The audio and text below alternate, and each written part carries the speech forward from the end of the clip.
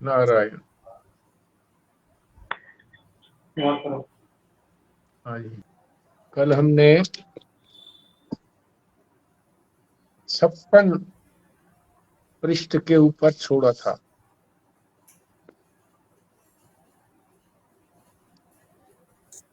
56 पृष्ठ के आरंभ में 4 पंक्तियां थी। उसमें क्या बताया था कि प्राग भाव, प्राग अभाव।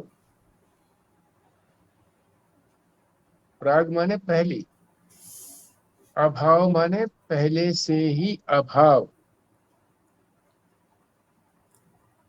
तो कब से अभाव है? अभाव माने किसी चीज का न होना। तो कब से नहीं है वो चीज? पता नहीं कब से है, अनादिकाल से। अनादिकाल से। अब जैसे आपसे कोई पूछा जाए कि आपको जर्मन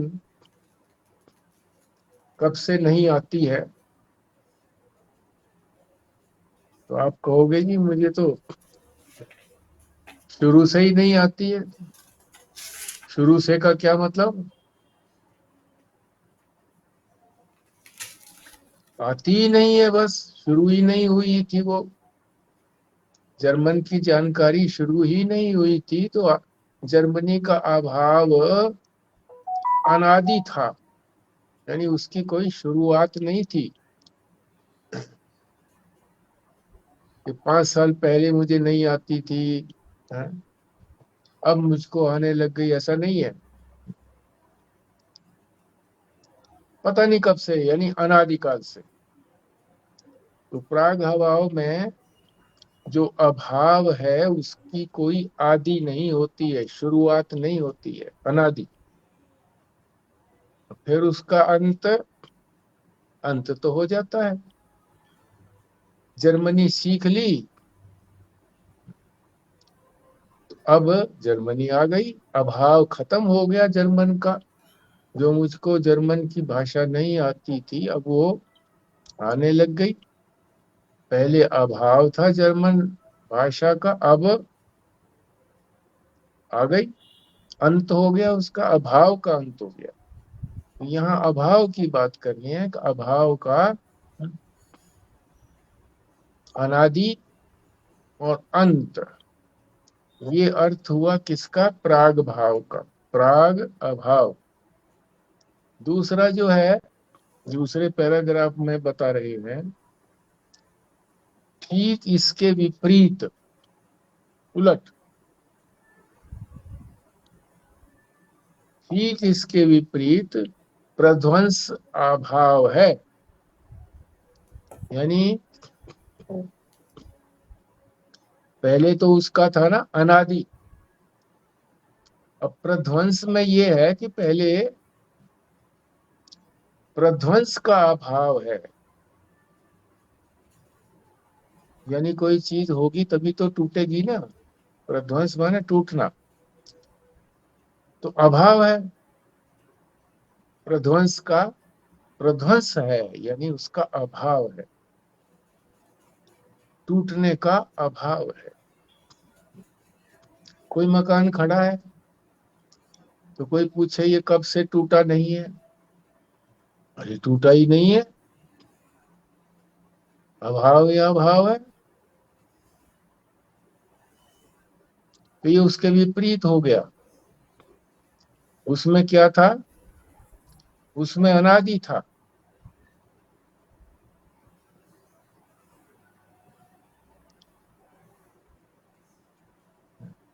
इसके अंदर शादी है, यानी इसके विपरीत प्रध्वंस का अभाव है। तो उसको क्या कहा है? आदि, शुरुआत हुई है। और अनंत माना है, प्रध्वंस का अभाव अनंत माना है, अनंत काल से नहीं टूटा है। मगर जब उसको तोड़ दिया गया, तो उसका अभाव हो गया। तो ये उसके विपरीत हुआ। प्राग अभाव में अनादि अंत था, यहाँ पर आदि अनंत, अनादि अनंत। अब इसका उदाहरण भी दे रखा है। मुगदर आदि से जब हम घड़े को तोड़ देते हैं, तब हमें उक्त घड़े के टूटने या फूटने की अवधि मालूम है कि कब तोड़ा हमने। अमुक समय या अमुक दिन घड़ा टूटा, इसलिए घट ध्वंस का आदि हुआ। घड़े को तोड़ दिया तो उस ध्वंस का आदि हो गया, शुरुआत हो गई। पर उस घड़े का कब तक अभाव रहेगा, इसकी कोई सीमा नहीं है। पता नहीं घड़ा फिर कब बनेगा, इसलिए उसको अनंत कहा। घड़े को तोड़ दिया तो उसकी शुरुआत हो गई। तो ये उसके विपरीत है। प्राग भाव जो था उसका आदि था, अनादि था, इसका आदि है। और उसका अंत था, इसका अंत का पता नहीं। तो ये इस प्रकार से दो ही अभावों का यहाँ पर चर्चा की गई है। वैसे अभाव चार प्रकार के होते हैं, न्याय दर्शन के अंदर बताए हैं। तीसरा अभाव है अन्योन्या भाव, एक दूसरे से संबंधित है। और चौथा अभाव है अत्यंत अभाव, कि अभाव ही अभाव है।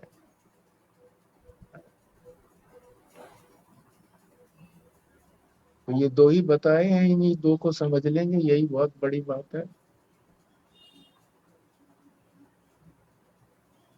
फिर आयुर्वेद के दृष्टांत से भी समझाते हैं कि आयुर्वेद के अंदर तीन दोष बताए हैं, वात पित्त और कफ। यहाँ पर श्लेष्मा दिया हुआ, श्लेष्मा का अर्थ भी कफ होता है। जितने भी रोग होते हैं वो उसी से उत्पन्न होते हैं, ऐसा आयुर्वेद की मान्यता है, सिद्धांत है उनका। तीन दोषों से ही बीमारियां होती हैं। तो ये रोगों का कारण हो गया, मूल कारण हो गया। कोई भी दोष बढ़ जाएगा तो बीमारी हो जाएगी।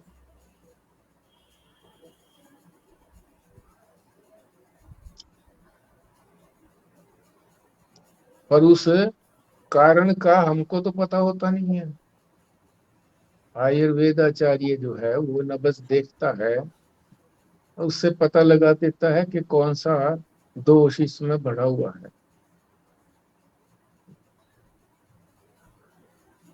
और हमें दवाई दे देता है,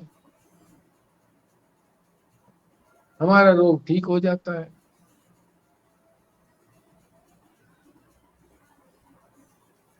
इसके उदाहरण से ये समझाना चाह रहा है क्या,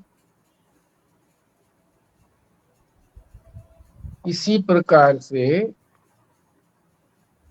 अज्ञान भी, अज्ञान भी मूल कारण है सब चीजों का। अज्ञान, न जानना, गलत जानना, इसके मूल का ज्ञान न होने पर भी इसका मूल अज्ञान कब शुरू हुआ, कैसे शुरू हुआ, कोई पता नहीं है। फिर भी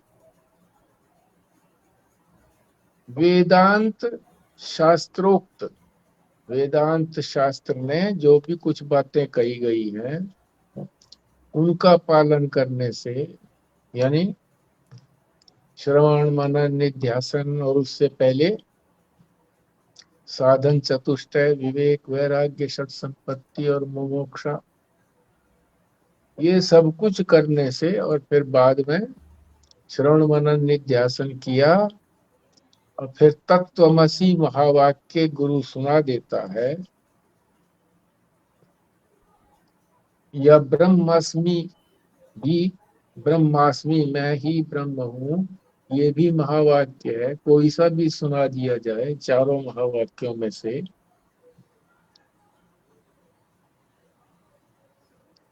उसका जो तात्पर्य है, उसका क्या तात्पर्य है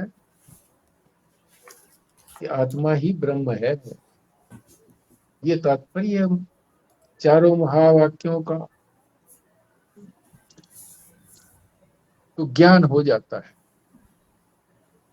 और ज्ञान होने पर अज्ञान का नाश हो जाता है। ज्ञान ही अज्ञान का नाश करता है।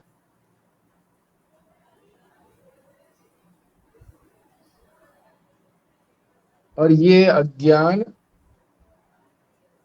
था अनादि, यानी पता नहीं कब से शुरू था, कितने जन्मों से शुरू था अज्ञान, पर फिर भी इसका अंत हो गया। ये वेदांत शास्त्र का सिद्धांत है।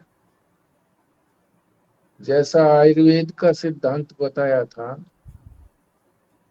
कि 3 दोष, वात पित्त और कफ, 3 दोष होते हैं,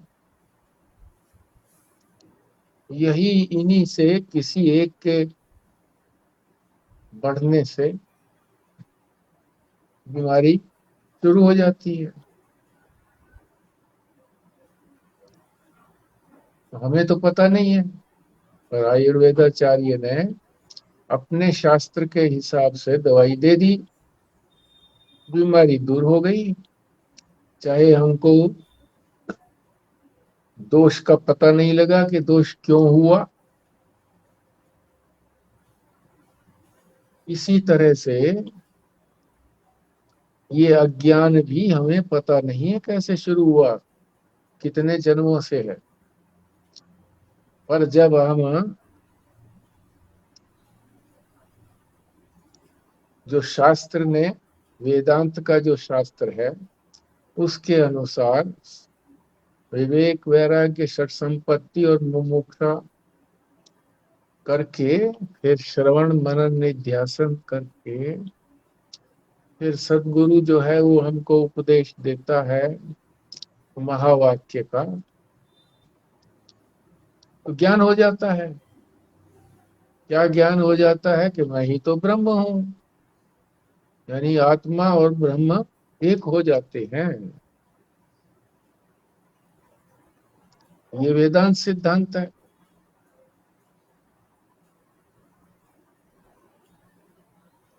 ये आपको समझ में आ गई यहां तक बात? यहाँ अज्ञान की बात हो रही है। अब आगे जो प्रश्न करता है, वो प्रश्न क्या करता है,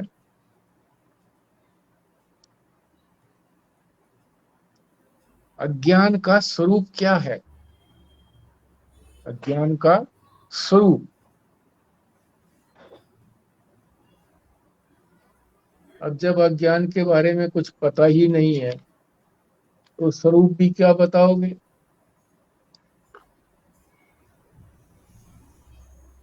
तो क्या कहोगे? सत भी नहीं है,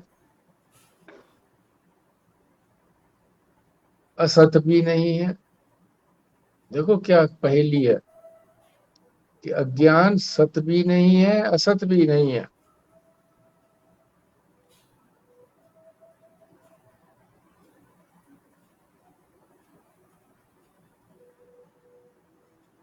और सत और असत दोनों मिलकर के अगर हो तो वो भी नहीं है। फिर उसके बाद भिन्न, आत्मा से भिन्न हो अज्ञान, भिन्न भी नहीं है। तो क्या आत्मा से अभिन्न है, आत्मा से मिला हुआ? वो भी नहीं है। तो फिर आधा मिला हुआ हो और आधा ना मिला हुआ हो, वो भी नहीं है, क्योंकि दोनों चीजें विपरीत हो गई ना। विपरीत होने से वो भी नहीं है। और तीसरी बात फिर बता रही हैं कि ये अवयव वाला हो सकता है, इसका अंग हो सकता है।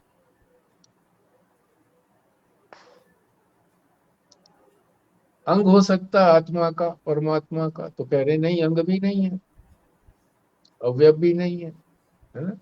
अंग माने, अवयव माने अंग। तो फिर क्या है? निरअवयव हो। चलो अंग नहीं है, वो भी नहीं कह सकते कि वो अंग भी नहीं है। फिर दोनों कह दो, अवयव भी कह दो और निरअवयव भी कह दो, तो बोले आपस में विपरीत हो जाते हैं, इसलिए ये भी नहीं कह सकते।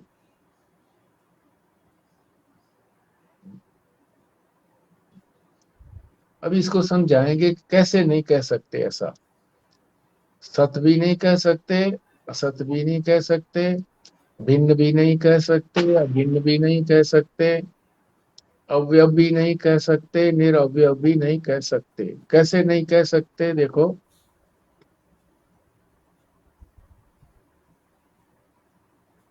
सत किसको कहते हैं? जो तीनों कालों में बना रहता है, भूत भविष्य वर्तमान। तो तीनों कालों में तो बना रही नहीं रहता, ये अंत हो जाता है इसका। साधन करने से, वेदांत साधन करने से अंत हो जाता है। तो इसलिए इसको सत भी नहीं कह सकते। चलो वो ना कहो सत, तो असत कह दो। असत भी नहीं कह सकते। क्यों नहीं कह सकते?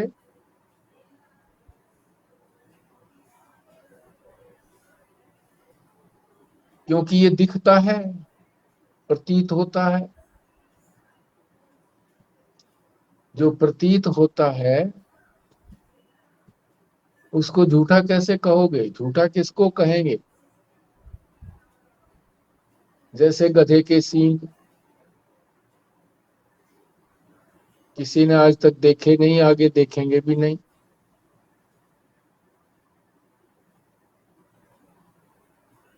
खरगोश के सींग कहो या आदमी के सींग कहो, ना हुए हैं ना होंगे, आगे किसी ने देखे ही नहीं है।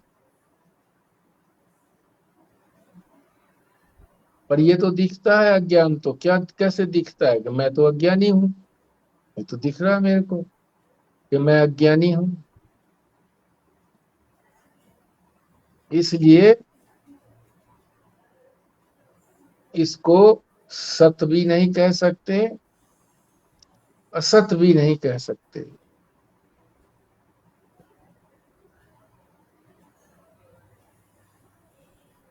तो दोनों का मिली जुल कह दो, आधा सत आधा असत। तो दोनों आपस में विपरीत हो गए। सच और झूठ एक साथ कैसे रहेंगे?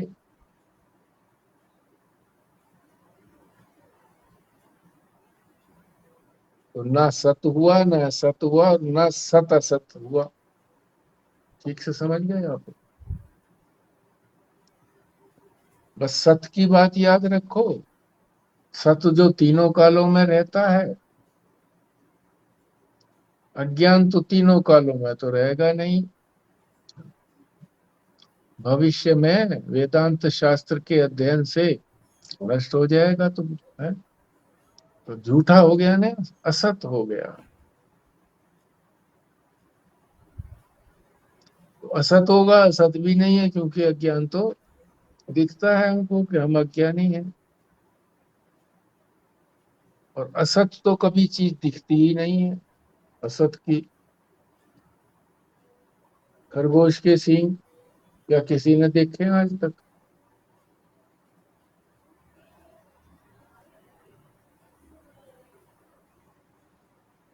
तो इसलिए इसको असत भी नहीं कह सकते, क्योंकि ये तो हमको अपने आप को अनुभव होता है कि मैं अज्ञानी हूं। ये अज्ञान की बात चल रही है, अज्ञान सत है या असत है। तो न सत है अज्ञान, न असत है। और सत और असत वो भी नहीं है। दोनों रूप से भी अगर कहो कि भी सत भी हो असत भी हो, नहीं।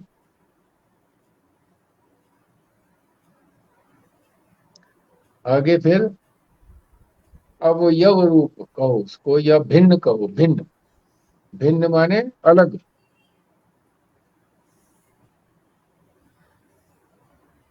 अलग भी नहीं है। अज्ञान जो है वो आत्मा से अलग भी तो नहीं है, क्योंकि आत्मा से अलग किसी की स्थिति हो नहीं सकती। शरीर में आत्मा नहीं रहती है तो क्या कुछ बचता है? कुछ भी तो नहीं बचता। तो इसलिए ये जो अज्ञान है ये उससे भिन्न भी नहीं है। तो ये कह दो अभिन्न है, उसी के साथ जुड़ा हुआ है, ये भी नहीं कह सकते। क्यों नहीं कह सकते? क्योंकि इसका तो ज्ञान हो जाता है जब ये खत्म हो जाता है।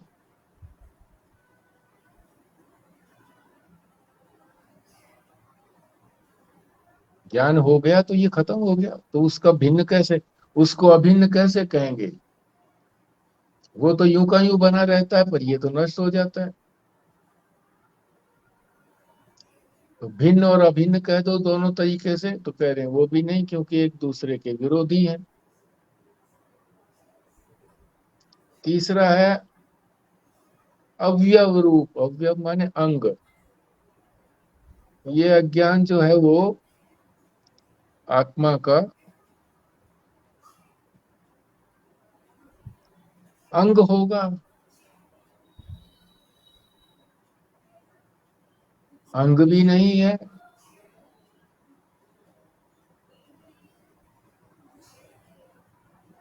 क्यों नहीं है?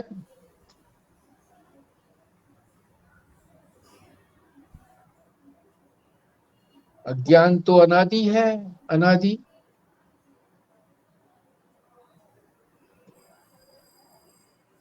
अनादि का कभी जन्म नहीं होता। अनादि जो चीज है उसका जन्म नहीं होता। जन्म वाली वस्तु ही अवयव वाली होती है। जो जन्मता है उसी के तो अंग होते हैं ना। हमारे तो, हम जन्मे हैं तो हमारे अंग हैं, हाथ पैर सिर धड़, सारे अंग ही तो हैं हमारे। जिसका जन्म होता है, इसका तो जन्म होता नहीं। अज्ञान का तो क्या कहा है? अनादि है। अज्ञान जो है वो तो अनादि है, तो इसलिए जन्म नहीं है। जन्म नहीं है तो इसके अंग भी नहीं है, यानी अवयव भी नहीं है। तो निरअवयव होगा। तो कह रहे हैं निरअवयव भी नहीं है, यानी बिना अंगों के होगा। तो बिना अंगों के भी नहीं है। जैसे आकाश व्यापक है,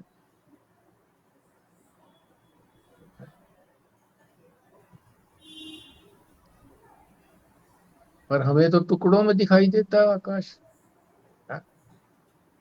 घड़े में देखेंगे तो घड़े का आकाश, घड़े की खाली जगह। घर में देखेंगे तो घर के आकाश की खाली जगह।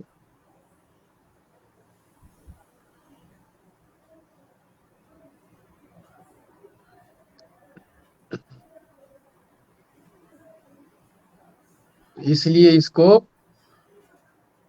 निरअवयव भी नहीं कह सकते। तो दोनों कह दो, अवयव और निरवयव, ये भी आपस में विरोधी हो गए, तो ये भी नहीं कह सकते हम। तो ये तीन तरह की चीजों को याद रखना है। क्या अज्ञान जो है वो क्या है?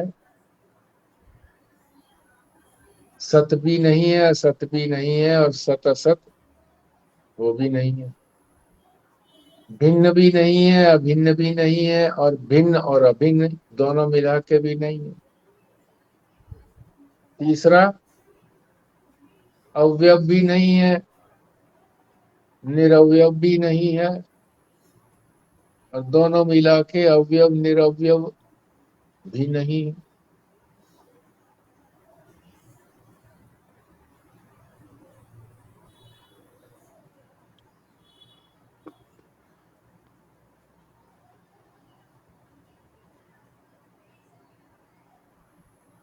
तो इसको समझा भी दिया है उत्तर दे करके।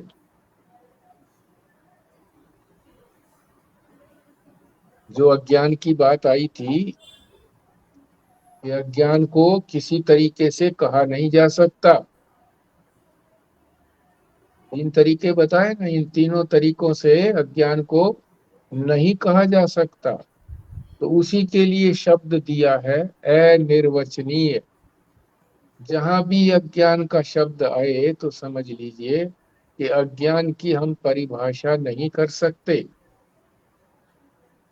निश्चित रूप से नहीं कह सकते कि ऐसे अज्ञान है या अज्ञान नहीं है, या अज्ञान भिन्न है या अभिन्न है, अवयव रूप है या निरवयव रूप है, नहीं कह सकते।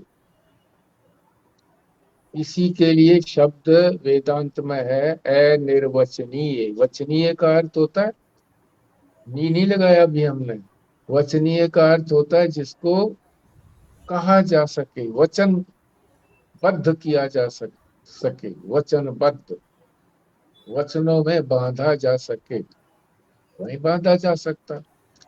तो उसी को कहेंगे अनिर्वचनीय। अनिर्वचनीय, निर्वचन तो है ही, वचन कहो निर्वचन कहो, निर्वचन दिया है तो निर्वचन ही याद रखो। कि निर्वचन तो किसी को वचन में बांधा जा सकता है, पर अनिर्वचनीय जो है उसमें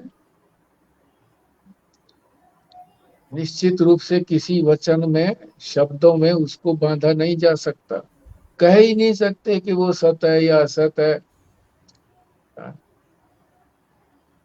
या भिन्न है या अभिन्न है, अवयव रूप है या निरवयव रूप है। तो इसको तो बस इतना ही याद रखना है कि ये तीनों तरीके से नहीं है, इसीलिए इसको अनिर्वचनीय कहा गया है। ठीक, ये हमारा 56 पृष्ठ पर पूरा हुआ।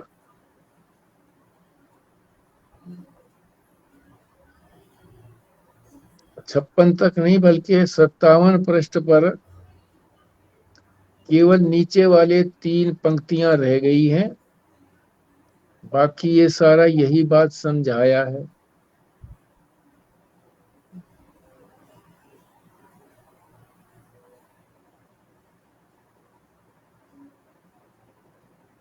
बाकी जो ऊपर के 2 पैराग्राफ हैं उसमें भी यही बात समझाई गई है।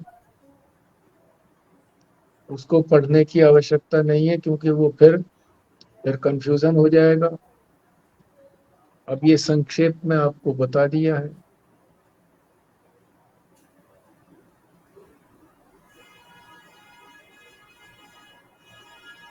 नीचे की जो 3 पंक्तियां हैं इसी को हम ठीक तरीके से समझ लेते हैं कि इस प्रकार अज्ञान, अब ये अज्ञान की परंपरा कैसे शुरू हुई? अज्ञान अज्ञान से क्या पैदा हुआ? जैसे हमारी कोई परंपरा पूछे कि हमारी परंपरा कहाँ से है, सनातन धर्म की परंपरा कहाँ से है, तो कहेंगे कि नारायण से है। नारायण से, नारायण ने ब्रह्मा जी को उत्पन्न किया, ब्रह्मा जी ने फिर आगे सारी सृष्टि उत्पन्न की, और इस तरह से उत्पन्न होते होते हम भी सृष्टि में आ गए। इसको कहते हैं परंपरा, कच्चे बच्चे। जैसे परदादा हो, तो परदादा से दादा आए, दादा से पिताजी का जन्म हुआ, पिताजी से हमारा जन्म हुआ, हमारे से हमारे बच्चों का जन्म हुआ। ये है परंपरा। तो सनातन धर्म की बड़ी लंबी परंपरा है। तो इसी तरह से अज्ञान की भी लंबी परंपरा है।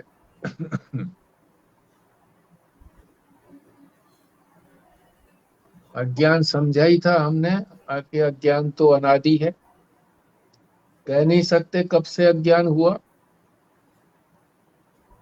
इसी से हम कहें कि दो का पहाड़ा सुनाओ, तो वो सुनाने लगे दो एकम दो, दो दूनी चार, दो तिया छह, दो चौको नौ।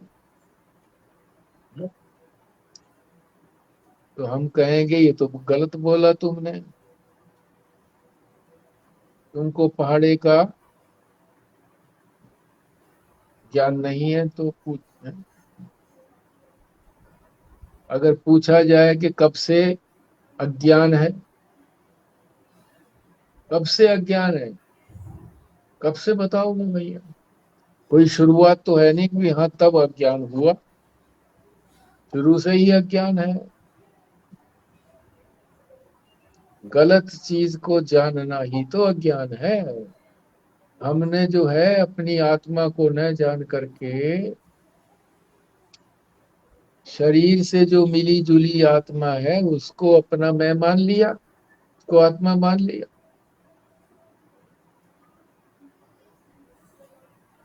तो अज्ञान जो है वो अनादि है, उसकी कोई शुरुआत नहीं हुई है।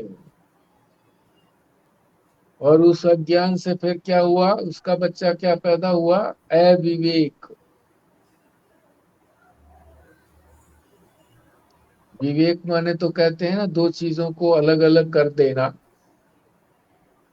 कि आत्मा और ये शरीर हमारा जो मिला जुला है, आत्मा जो है शरीर के साथ मिल गई है, इंद्रियों के साथ मिल गई है, इसको अलग अलग करने वाला कौन कहलाता है? विवेक। तो हम विवेक नहीं कर पाते, क्यों?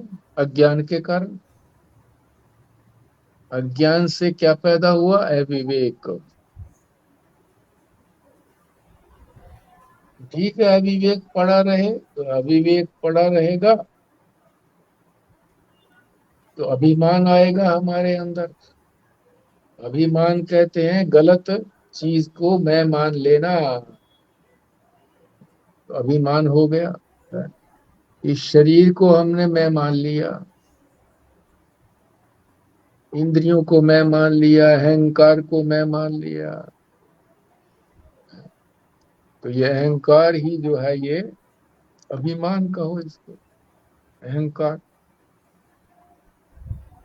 पड़ा रहे अहंकार, क्या बात है? नहीं, इसकी और परंपरा आगे हुई, आगे और बच्चा हुआ। क्या हुआ? राग और द्वेष आ गया। जब गलत चीज को हम मैं मान लेंगे, तो गलत चीज का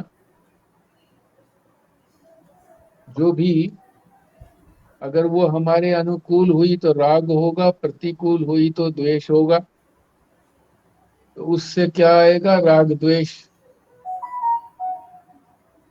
केवल राग द्वेष ही नहीं, राग द्वेष काम क्रोध मद लोभ मोह, ये सारे, इतने सारे बच्चे बच्चे बच्चे पैदा हो जाएंगे। तो राग द्वेष होगा तो क्या करोगे फिर? राग होगा किसी से तो हम उसको कर्म करके अपने पास लाएंगे, क्योंकि अच्छा है वो तो। और द्वेष होगा तो कर्म करके उसको परे हटाएंगे। परे हटाना भी तो कर्म है, पास लाना भी कर्म है, परे हटाना भी कर्म है।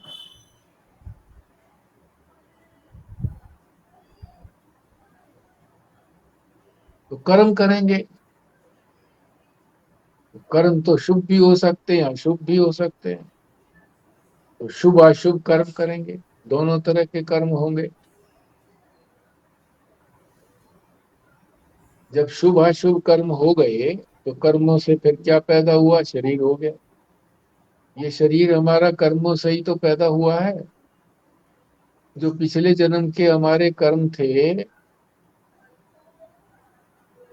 वही कर्म तो उन्हीं कर्मों के फल को भोगने के लिए ये तो शरीर मिला था, ये मिला है उन्हीं को भोगने के लिए।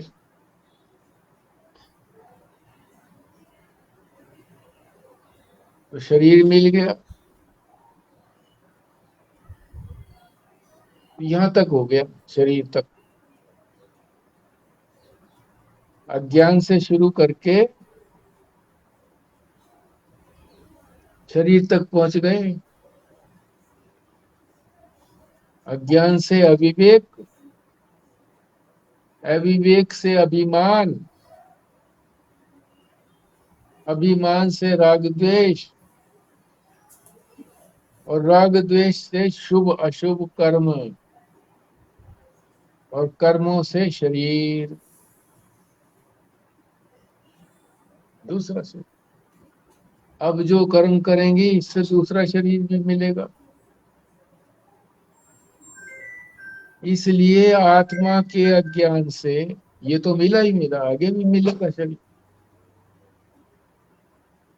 अज्ञान से ये परंपरा से दुख हुआ।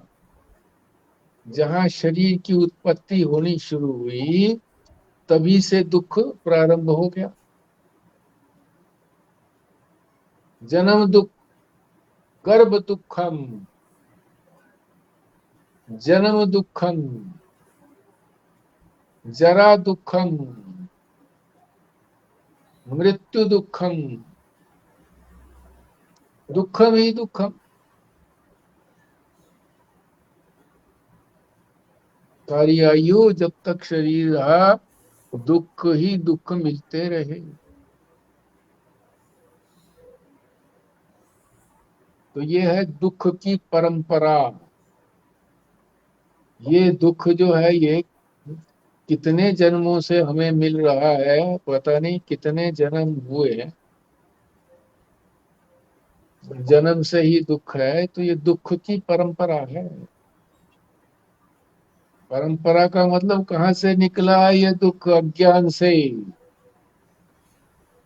अगर कहें हम सीधा एक बार कि अज्ञान ही दुख है, बीच की ये सीढ़ियां हैं, इन सीढ़ियों को कह दो। और जिसने इन सीढ़ियों को देख लिया, जान लिया, वो सीधा भी कह सकता है कि अज्ञान ही दुख का कारण है। इसलिए दुखों से निवृत्ति चाहते हैं तो अज्ञान को नष्ट करें। ठीक है, आई समझ में बात?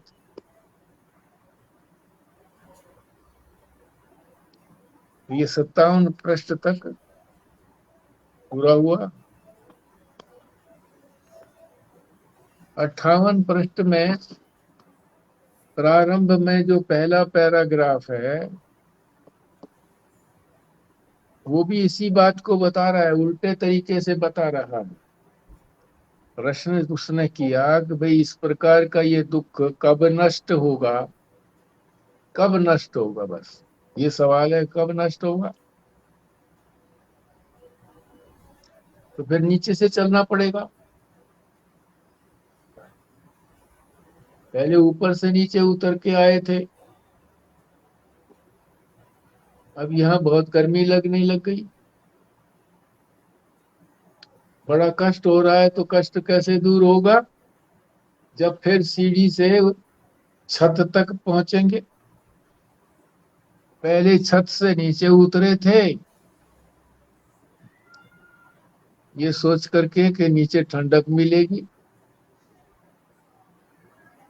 नीचे ये काम करना है, तो नीचे आए तो वो ठंडक का मतलब ही नहीं। चलो काम कर लिया तो अब ऊपर चलो। बहुत गर्मी भी है यहाँ पर, क्या करें अब रह करके। तो फिर जब ऊपर पहुंचेंगे छत पर, तब समझो वहां ठंडक मिलेगी, हवा मिलेगी। तो ये इसने यही पूछा है प्रश्न कि ये दुख कब नष्ट होगा। तो कहते हैं इसी तरह से नष्ट होगा। ऊपर से आया था, अज्ञान से शुरू हुआ था, कहाँ तक पहुंचा था? शरीर तक। अब शरीर कैसे आया? हाँ? अब ये उल्टा पहाड़ा हो गया। पहले सीधा पहाड़ा था, अभी उल्टा पहाड़ा हो गया। जब पहाड़ा अच्छी तरह से याद हो जाता है बच्चे को, तो वो उल्टा पहाड़ा भी बोल लेता है। दो धाए 20, दो नीम 18, दो अठे 16, दो सत्ते 14, दो छिक्का 12, दो पंजे 10, दो चौका 8, दो तिया 6, दो दूनी 4, और दो एकम देव। तो अब ये उल्टा पहाड़ा पढ़ना पड़ेगा। शरीर,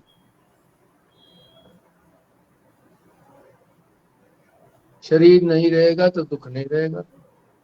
अब यहां से बात बता दी। पहले वहां दुख क्यों शुरू हुआ? अज्ञान के कारण। अज्ञान से दुख हुआ, यहाँ तक पहुंचे। अब यहाँ शरीर से दुख शुरू हुआ, शरीर नहीं रहेगा तो दुख भी नहीं होगा। तो क्या मर जाए? नहीं, दूसरा शरीर हो जाएगा, फिर दुख पाएंगे।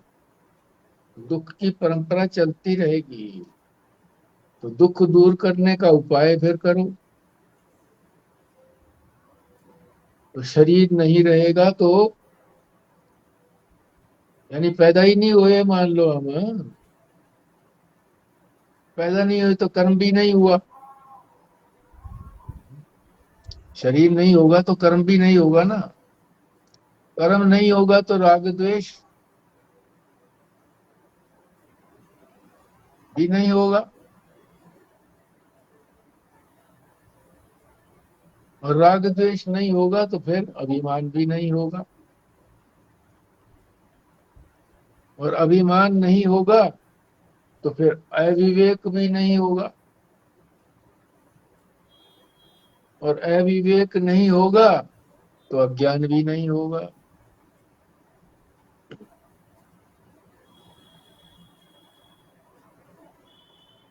तो अज्ञान के अभाव में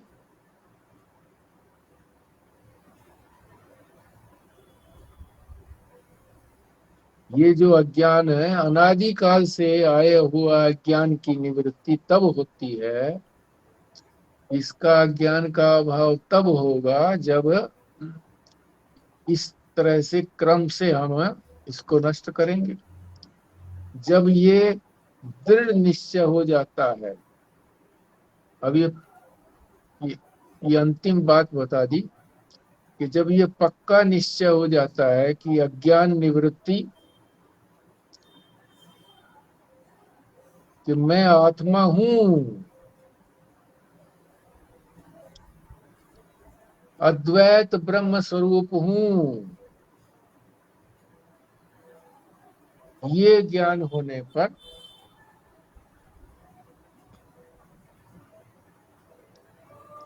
ये अज्ञान दूर होगा। और ये अज्ञान किससे दूर होगा? ज्ञान से। ज्ञान कैसे प्राप्त होगा? वेदांत के वाक्यों से। वेदांत वाक्यों से। वेदांत वाक्यों से ज्ञान होकर के पता लगेगा कि मैं तो ब्रह्म हूँ, व्यापक हूँ, मेरे अतिरिक्त तो कुछ और है ही नहीं। है ही नहीं तो फिर कुछ और दुख भी कहाँ से आएगा।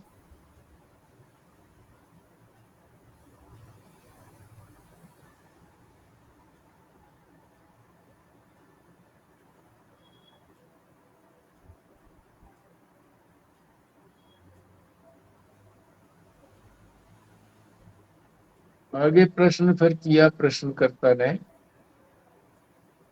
ब्रह्म हत्या, ब्राह्मण की हत्या कर दो, उसको कहते हैं ब्रह्म हत्या। महापातक, पातक कहते हैं पाप, और महापातक का मतलब महापाप। ब्राह्मण की हत्या किसी से हो जाती है जानबूझ के या अनजाने में, तो बहुत बड़ा पाप लगता है।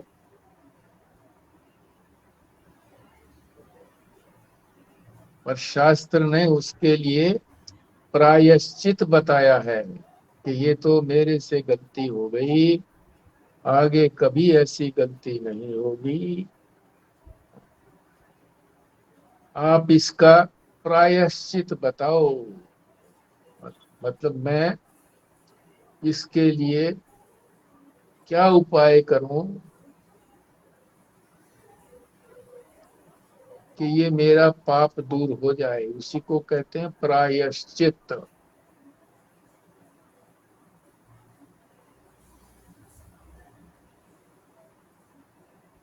तो शास्त्र बताता है फिर उसके लिए कि ये प्रायश्चित करो, उसके अंदर दिया हुआ होता है शास्त्र के अंदर कि इस प्रकार का सत्कर्म करो।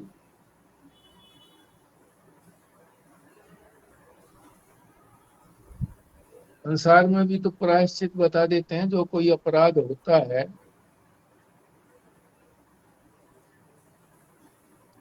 तो यहाँ तो लंबी लंबी सजाएं दे दी जाती है, और छोटा अपराध होता है तो छोटी सजा दे देते हैं।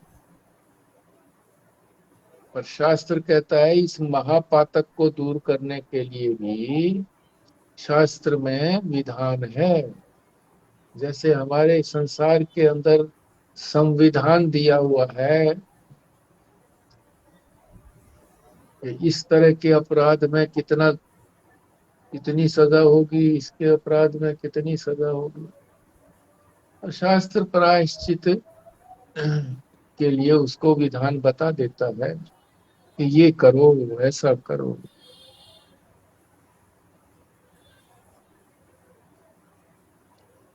प्रश्न इसका भी पूरा नहीं हुआ।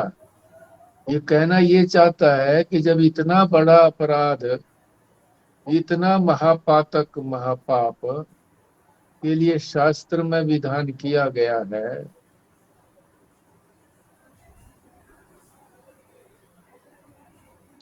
तो उसमें तो बड़ी शक्ति हो गई प्रायश्चित में। तो हमें ये जो अज्ञान पैदा हुआ है,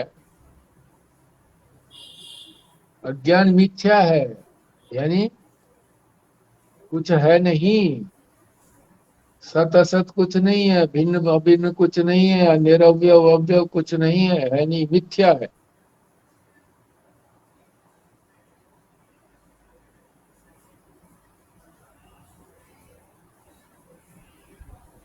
तो इस अज्ञान को नष्ट करने के लिए शास्त्र में क्या उपाय है, वेदांत शास्त्र में तो उत्तर देते हैं, परस्पर विरोधी पदार्थ ही, एक दूसरे के जो विरोध होते हैं वही तो उसको नष्ट करते हैं। गर्मी है सर्दी है, दोनों आपस में विरोधी है ना, तो गर्मी को दूर कौन करेगा, सर्दी। सर्दी लग रही हो तो सर्दी को दूर कौन करेगा? गर्मी, आग तपाओ।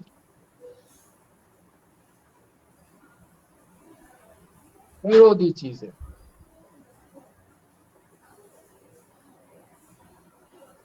तो अज्ञान का विरोधी कौन सा हो गया? ज्ञान। ज्ञान ही विरोधी है उसका। जहां ज्ञान हुआ और सारा ये अज्ञान नष्ट, परंपरा भी नष्ट।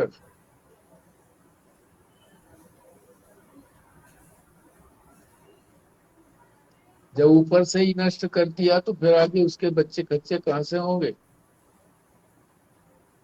जैसे मान लीजिए चुंबक के साथ हमने मोटी कील लटका दी, चिपक गई वो। लोहे की कील चिपक जाती है। फिर उससे पतली चिपका दी, फिर और पतली चिपका दी, फिर और पतली चिपका दी तो चिपकती चली गई। और फिर ऑल पिन, जो बहुत पतली होती है, जिससे पेपर को आपस में नत्थी कर लेते हैं, जोड़ लेते हैं, वो वाली चिपका दी। अब अगर ऊपर वाली मोटी कील को ही हटा देंगे तो ये अपने आप सारी हट गई कि नहीं हट गई? एक एक को हटाने की जरूरत नहीं है। तो इसी तरीके से अज्ञान को हटाने के लिए ज्ञान चाहिए। और ज्ञान हुआ तो फिर ये सारे दुख दुख सब निवृत्त हो गए। दुखों की परंपरा थी ना ये दुख। अज्ञान से दुख तक पहुंचे थे। शरीर हुआ, शरीर से दुख हुआ। तो ये सारी परंपरा नष्ट हो जाती है। विरोधी से ही चीज नष्ट होती है। सूर्य से ही अंधकार दूर होता है।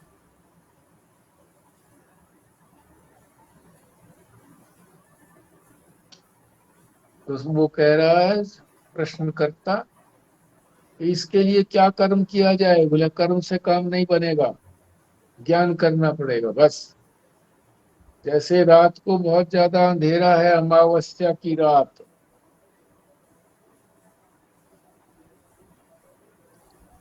बादल मान लीजिए छा गए हैं वहां पर,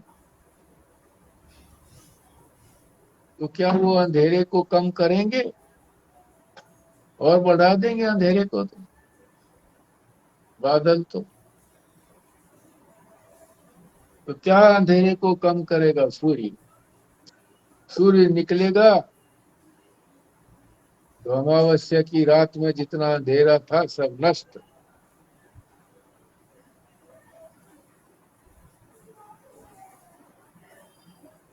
यहीं तक हम विश्राम लेते हैं। बस नीचे का एक प्रश्न उसका रह गया, अभी प्रश्न करेगा, उसका उत्तर आगे मिलेगा। आज है 3 तारीख, 3/10/25। हाँ जी, बोलिए आप लोग।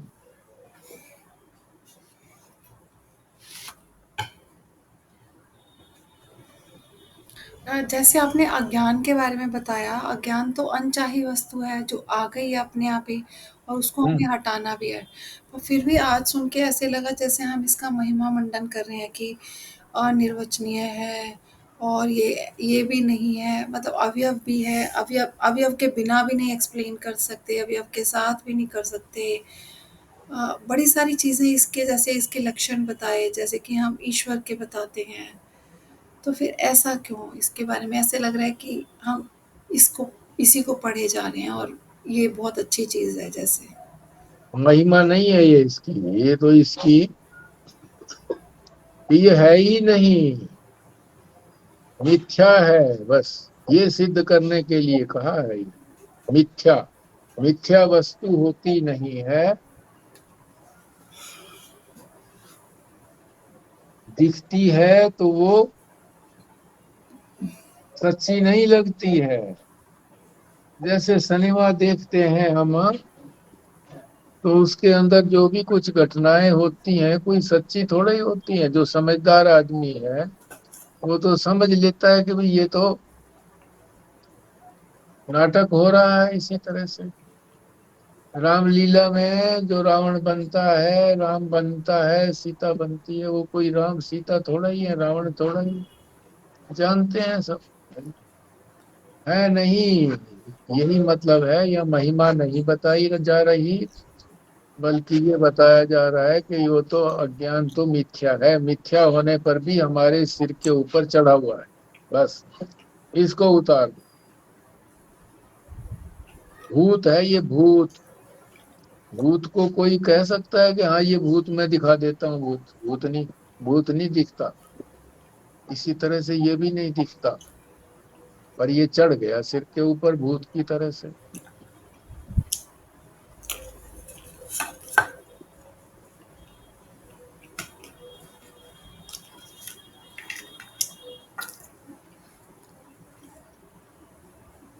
इसके बारे में ज्यादा जानने की भी जरूरत नहीं है, बस इतना ही जान लिया कि ये मिथ्या है। क्यों मिथ्या है? ना सत कह सकते, ना भिन्न कह सकते, ना अभिन्न कह सकते, कुछ नहीं कह सकते, इसलिए ये अनिर्वचनीय है। बस है ही नहीं, जिसको कह ही नहीं सकते हम, तो है कहाँ से वो?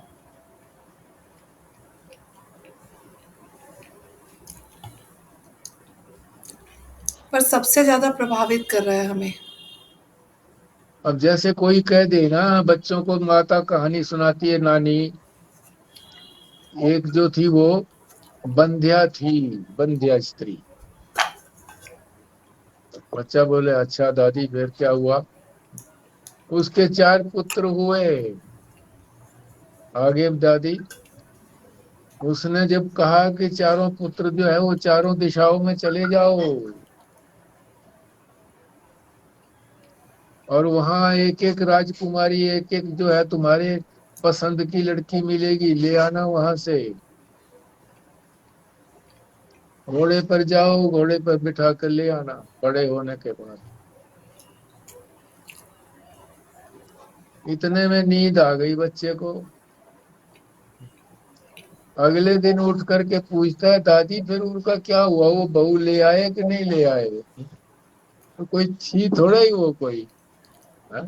यही है, अज्ञान कोई है नहीं, बस अज्ञान की परंपरा जो है ये। हम बालक हैं, हम समझे नहीं अच्छी तरह से, इसलिए हमको ये लगता है कि हमारे सिर पर चढ़ गया, अब ये नहीं उतरेगा।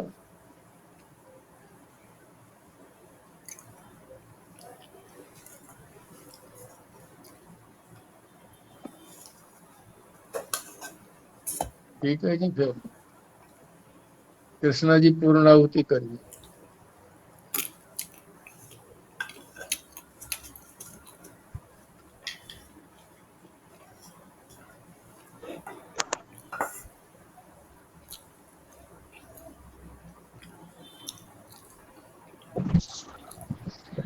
ओम पूर्णमद पूर्णमिदं पूर्णात् पूर्णमुदच्यते पूर्णस्य पूर्णमादाय पूर्णमेवावशिष्यते। ओम शांति शांति शांति। ओम नारायण नारायण नारायण। नारायण।